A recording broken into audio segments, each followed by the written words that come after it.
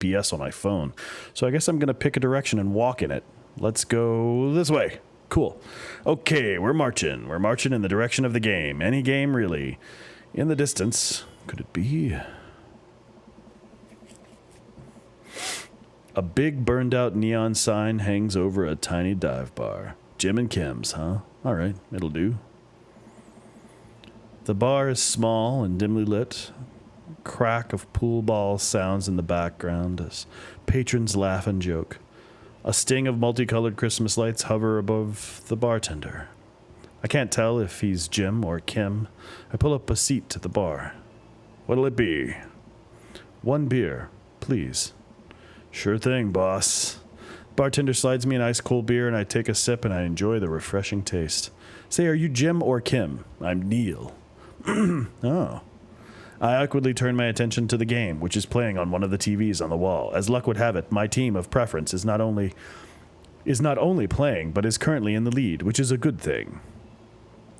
The brightly colored mascot, which is some kind of animal, does cartwheels. I silently cheer in favor of my team, hoping that I don't get any confrontational arguments with a fan of the opposing team. Several people in this bar. The English teacher is interesting. Ooh. Okay. Several people in this bar are wearing the distinctive colors of the team I dislike, although I believe that their demeanor, like me, is the passion for their team is in all good fun. A middle-aged woman holding near-empty wine glass settles up to the bar and sits uncomfortably close to me. Hey, sailor. Oh, hello. Did she really start off with hey, sailor? What? Good to see fresh meat here. I'm Mary. Come here often? Oh, no, I actually just moved to this part of town today. I'm Matt, by the way. Are you watching the game? Yeah, my preferred team is in the lead, and if they keep this up, they'll win the game with ease. Oh, I love that team. I also love the game. I love someone who knows their way around balls.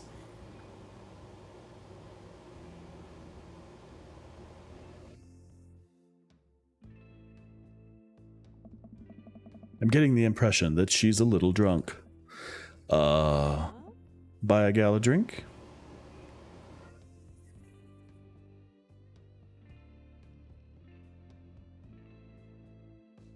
Sure. I almost reluctantly signal the bartender and order Mary another glass of wine. Neil jokes back and forth with Mary. They're clearly friends at this. This clearly isn't her first time doing this. She tips her glass at me. Suppose I gotta keep you company now. So, what do you want to know?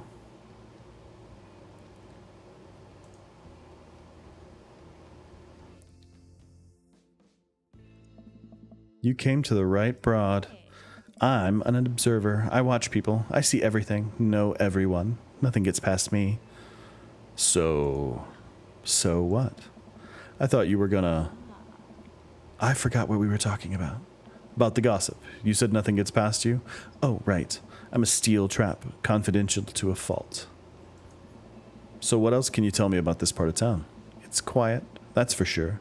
If you're an idyllic little life with white picket fences, this is the place to do it. But every town has its secrets, you know. She takes a sip of her drink. It was a little too ominous for my taste. She leans closer. Would you like to learn some of my secrets? Oh, boy. Maybe some other time? Suit yourself, sailor. Mary saunters off, setting her sights on the newest bar patron to enter. I happily watch the game over another beer. The game has gotten close in terms of points. A little too close than what I'm comfortable with. After a particularly skilled player scores a number of points on the other team, putting their team in the lead, I hear an affirmative grunt from another man at the bar. Go team! It's the brooding man from the coffee shop. He sits alone, sipping whiskey, watching the game as well. Enjoying the game? I am now that we're winning.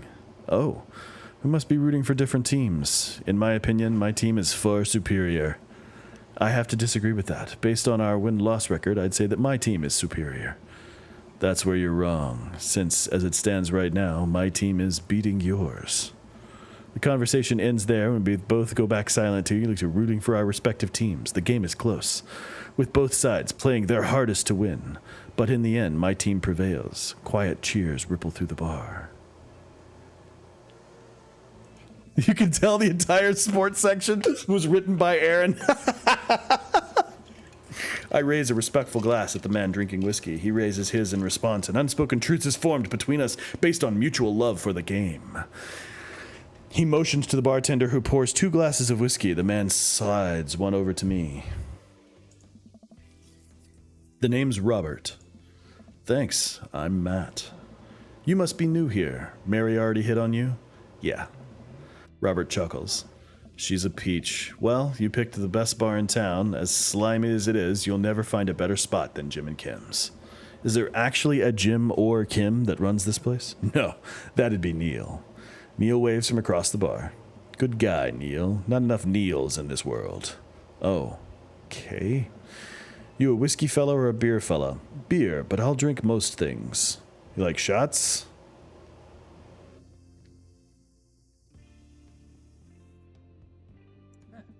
Thank you.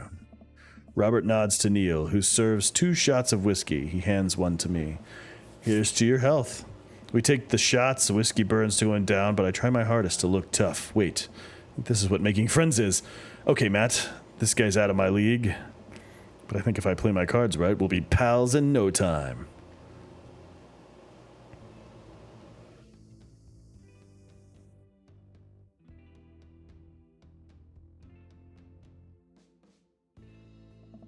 I like your jacket. Thanks. Been in my family a long time. Passed down from firstborn to firstborn. Cursed, some would say. Man, this guy is mysterious and cool. Way cooler than I am, at least. Robert signals to the bartender for another round. What are you doing here tonight? Not like forever. She was having a sleepover with her friends. Family type, huh? Single dad. He gets up. Be right back. Gotta powder my nose. Never seen Robert this talkative. He must like you.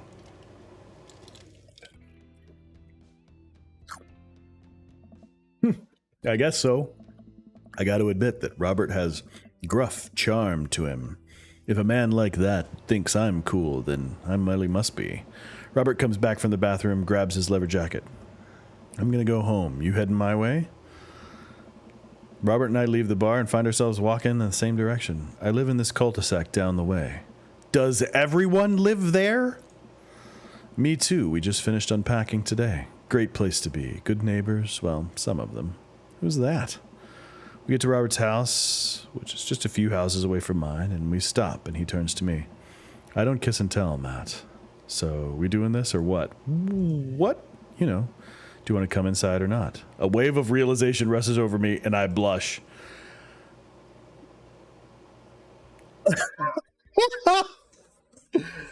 Wait. Second.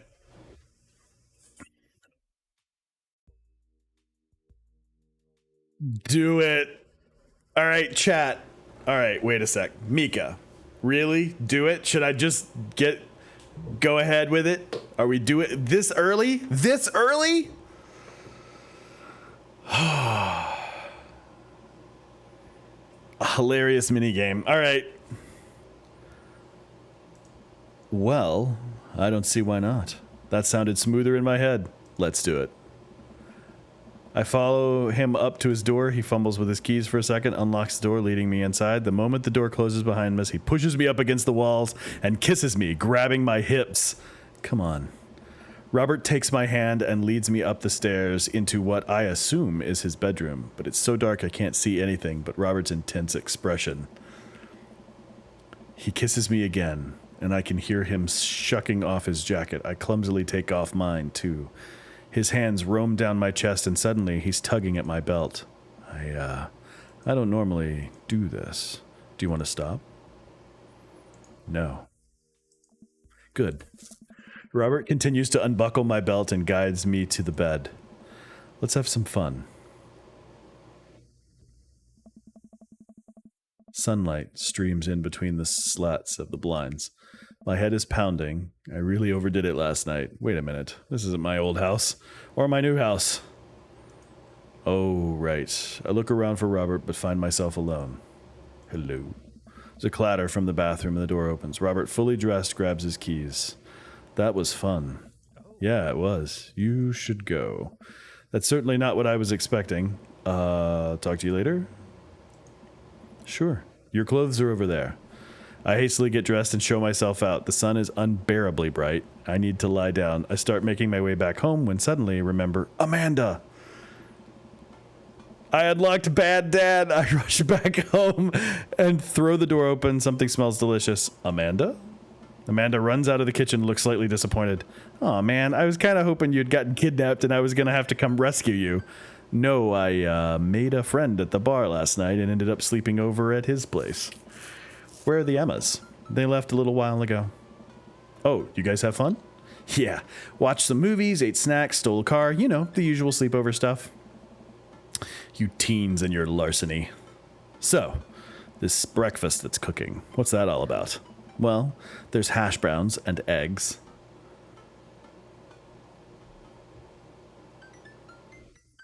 The poor thirsty woman lives in a town that's the only town in the world that has like 90% gay male population. Yeah. Well, there's hash browns and eggs and bacon. Can I? Yes, you can have some breakfast. Bless you, sweet child. My head throbs. I gotta do something about this hangover. Amanda, your loving father might have overdone it last night. Oh, somebody's hungover. Father of the year. You wouldn't happen to have any aspirin or... I've got just the thing. Hang on. Amanda runs to the fridge and pulls out a jar of pickles. Amanda, what? Drink this. The pickle juice. Yep. It's what I used once and would assume someone would use. Would also assume it works pretty well. Although I've never tried it before, so obvious and won't try it, obviously. Oh, her middle name is Anne. That's funny.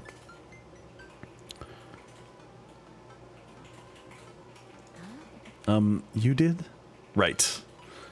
Do as I say, not as I do. You got it. This better work. I down a sip of the tart juice. No. More than that. Way more than that. I mean, I assume. Watch it, you. I drink more pickle juice and help myself to the delicious breakfast that Amanda has graciously allowed me to partake in. After inhaling some hash browns and dunking several pieces of bacon into runny egg yolk, I'm starting to feel a little bit better. Amanda grabs her backpack and keys. Well, I gotta go to class. Don't forget the meeting with Mr. Vega, okay? He said it was important. Love you. I'll be there. Knock 'em dead, kiddo. Always do. We do our secret handshake and she's off. I get a little work done at home before I glance at my watch and see that it's almost time for the meeting. I hop in the shower, change clothes, and head on my way. Still a little hungover. What do I do for work? Have I decided that yet? Do I get to decide that?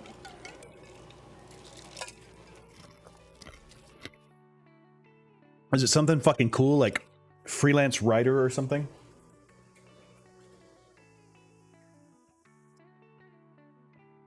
I arrive at Amanda's school, check in at the front desk. They gave me a bright orange visitor sticker and sent me on my way. I'm barely awake and I feel pretty haggard, but hopefully nobody will notice. I check my watch and I'm relieved to see that I'm only 2 minutes late. Wait, is it room 103 or 108? I spot a youth standing at his locker and approach him for help. Excuse me, do you know where Mr. Vega's classroom is? The youth turns around and looks me up and down with heavily lined eyes. Come on, kid. I'm late for a meeting. Mr. Who? Mr. Vega. I don't know. Have you tried the exit? Okay, wise guy. You're going to help me or not? Sigh. Fine. Up those stairs to the left. Can't miss him. I head up the stairs, walk around. Unable to find Mr. Vega's class anywhere. After a couple of minutes of searching, I head back downstairs. That punk youth sent me on a wild goose chase. I get back to where the low rent Gerard Way is standing, fully ready to give him a piece of my suddenly when a head pops out of the classroom next to his locker. Lucian, don't you have third period to get to? Fine, Mr. Vega. Wow. Now I'm officially 10 minutes late. I glare at him as he walks away. We're not cool. You must be Matt.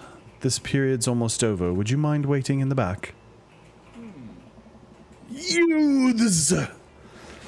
Mr. Vega leads me in. I take a seat at one of the comically small students' desks in the back. I might get stuck in this. All right, where were we? Now, who can tell me about the unreliability of the narrator in J.D. Salinger's Catcher in the Rye? Yes, Colin. Colin stands up, does this thing where he blows into the crook of his elbow to make a fart noise. The whole class erupts in laughter. All right, everybody. Very funny, Colin. Please sit down. Now, Holden Caulfield is an unreliable narrator in the sense that the bell for the end of the period rings and all of the students immediately get up and make a break for the door. Remember to do the reading and answer the response questions on the page 194 in your textbook. Nobody's listening. Or not, I guess. Mr. Vega turns to me and sighs. Middle schoolers, right? Don't you teach high schoolers? Both, budget cuts. Right. Thanks so much for coming in. No problem, Mr. Vega. Please, call me Hugo.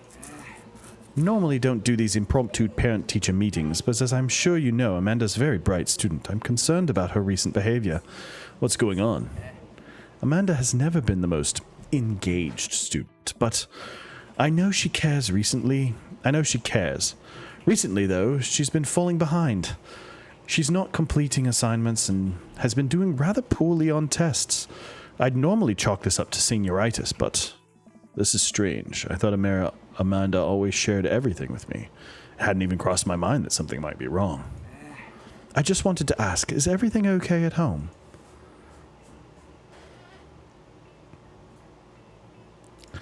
Well, we just moved recently, but it was only to the other side of town. Amanda was more excited about it than I was.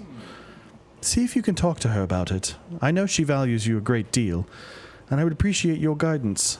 If she keeps heading down this road, I know how important art school is to her, and I would hate to see her miss out on a scholarship money she clearly deserves. I'll make sure to talk to Amanda. Thanks for letting me know, Hugo. Anytime. On my way out, I stop, thinking for a moment. I turn to Hugo. Hey, Hugo. Yes? They ever catch that rye? Yes.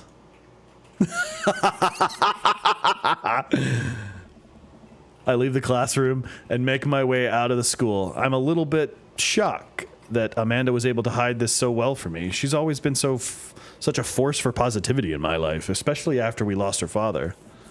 Amanda must be done with classes for the day by now. I'm sure she would appreciate a ride home. Maybe I can talk with her about what's going on. I pull up to the carpool and Amanda hops in the passenger seat. So, did you have fun gossiping about me? Mr. Vega and I actually just gossiped about our celebrity crushes. So you talked about Mario Batali the whole time? It was a very productive meeting. I'm pretty hungry. Can we grab some dinner? Sure thing.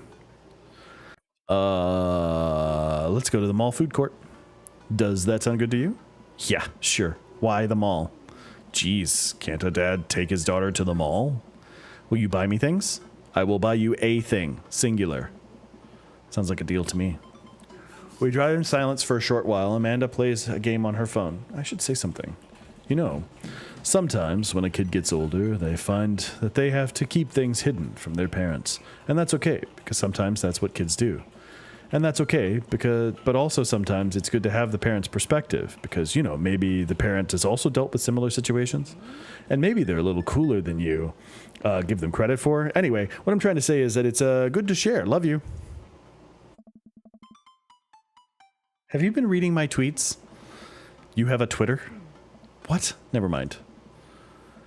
Look, sweetie, Mr. Vega said that you haven't been participating in class and that you're not turning things in. Oh, I'm fine, Pops. Senioritis and all that. I thought you liked Mr. Vega's class. It's fine. He's fine. We pull up to a stoplight and I eye Amanda. She's still texting.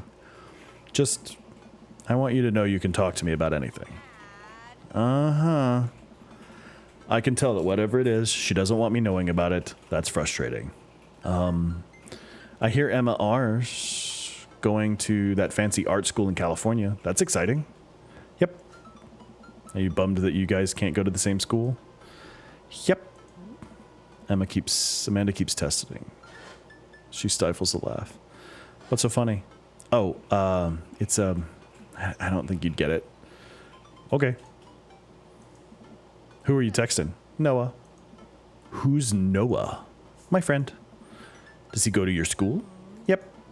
Do you like Noah? What? No. Dad. Ugh. I can't believe you would... Dad. I mean, geez. Why would you... Ugh. Gross. Sorry, just asking. Dad, he's just my friend.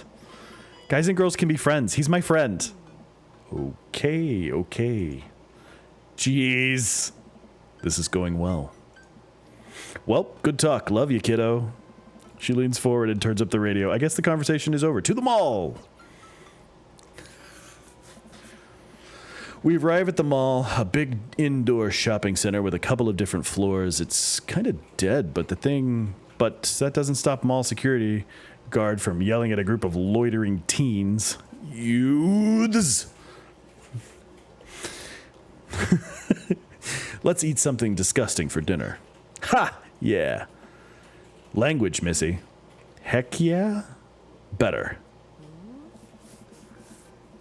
Oh my god, my whole face itches. We approach the food court and evaluate our options. There's greasy restaurant after greasy restaurant. My heart burns just looking at the menus. Nobody looks happy to be here.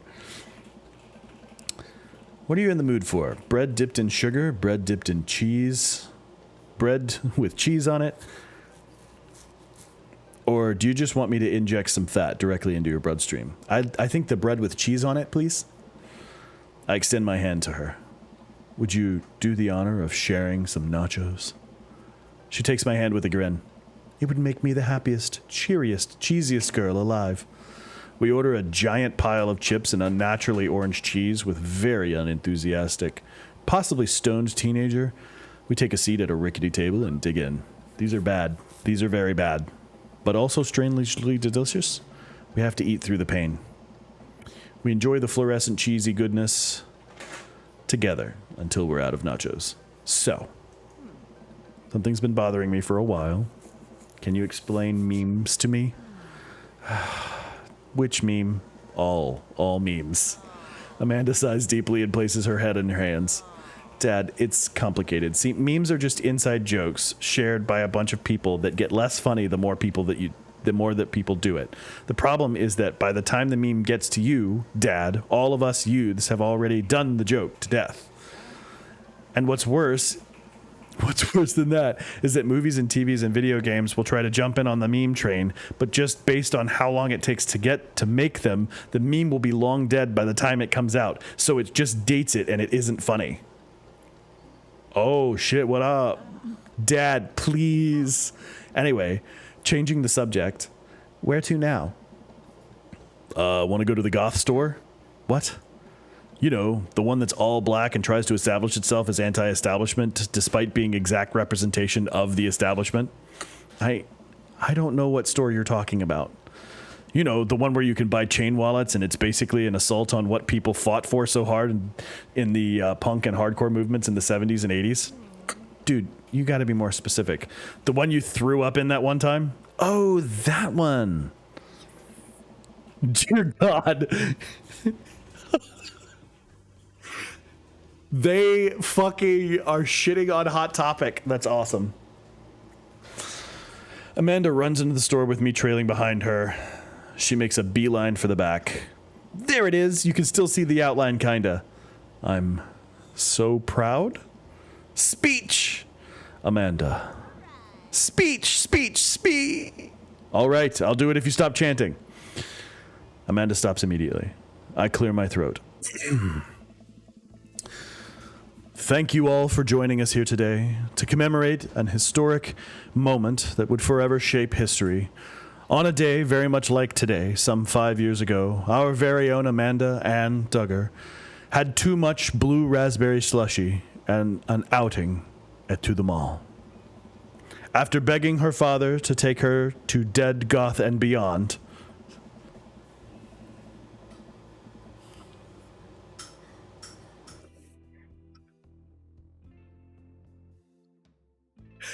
Dead Goth and Beyond.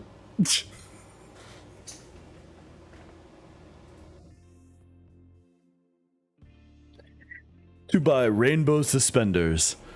She proceeded to throw up all over a display of My Chemical Romance merchandise. Her loving father then had to pay for said merchandise, which to this day remains among our possessions. Thank you. Amanda is moved. She begins clapping slow at first, then faster and more vigorously. Several other patrons turn their heads. One of them also starts clapping. I bow my head. Oh, hey, chain wallets. While Amanda busies herself looking at band t-shirts, I try to find something of interest to myself. Not much for a dad to look at in Dead Goth and Beyond.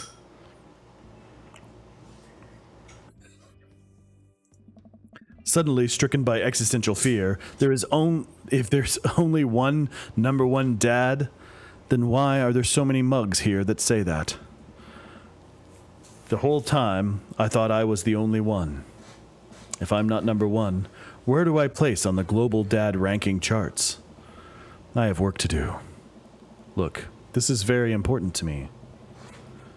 I overhear stifled argument over the cash register. An older gentleman is carrying a garment and showing it to a bored-looking cashier with pink hair. I can see that. I don't know what to tell you, dude. I work here. Listen, I bought this online. The website said this blouse was Victorian-inspired. However... Wait a second. Can I practice? I'm going to try to practice a voice. Listen, when I bought this online, the website said the blouse was Victorian inspired. However, I receive it. It clearly held the trademark of Edwardian dressage. Do you want a coupon? I can give you a coupon. Will you leave if I give you a coupon? Is there a manager present? People have to know what they are buying. I am the manager. I see. Well, it would seem that I have outstayed my welcome. Good day, shopkeep. Your superiors will receive a strongly worded letter by post. Whatever, dude. The man whirls around and storms his literal coattails trailing behind him. I can't tell if they're Victorian-inspired or Edwardian in nature. Amanda trots up with a t-shirt in her hand. Oh boy, here it comes. Hey, Dadtron 5000. Yes, I'll buy it for you. Wow, that was easy. Thanks. At least it's only one this time. Amanda plops the shirt on the counter, grins at the cashier. I love your hair. The cashier says nothing and rings Amanda up. Radiating hatred, I hand her a 20. So, what was that guy's deal? The cashier rolls her eyes so hard, I'm worried she'd pull something. That's Damien. He's in here all the time. He's obsessed with Victorian fashion or whatever. She hands Amanda her bag. It's clear the conversation is over. We make our way out of the store and head home to get some rest. Amanda and I sit on the couch trying to find something to watch over bowls of ice cream. Oh, cool. Long Haul Paranormal Ice Road Ghost Truckers is on. Your favorite, right? Oh, hell yes. They have to make it over the Canadian tundra before the ice roads melts, and they're also hunting ghosts. Also, the trucks are haunted. This is an episode I've already seen, but it's one of the best.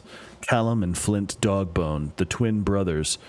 The twin brother truck driving and ghost hunting duo find themselves in their greatest peril yet. Oh no, the ghost done got control of the truck. I can't steer them on their... I can't... Oh no, here's... Callum. All right. The ghost done got control of the truck. I can't steer them here in the damn ice roads. Let me use the EVP meter to try to communicate with the ghosts. Flint, we're about to die. Almost got it. If you listen carefully, it sounds like they're saying, you're going to die. That's because we're about to die, you... This is art. This episode ends, and Amanda excuses herself to go start arguments on the internet. I stay up a little longer curious about the exploits of Callum and Flint Dogbone. After their disastrous ice road accident, afterward, I crawl into bed and get a good night's sleep. How's everybody doing? Everybody good so far? I'm checking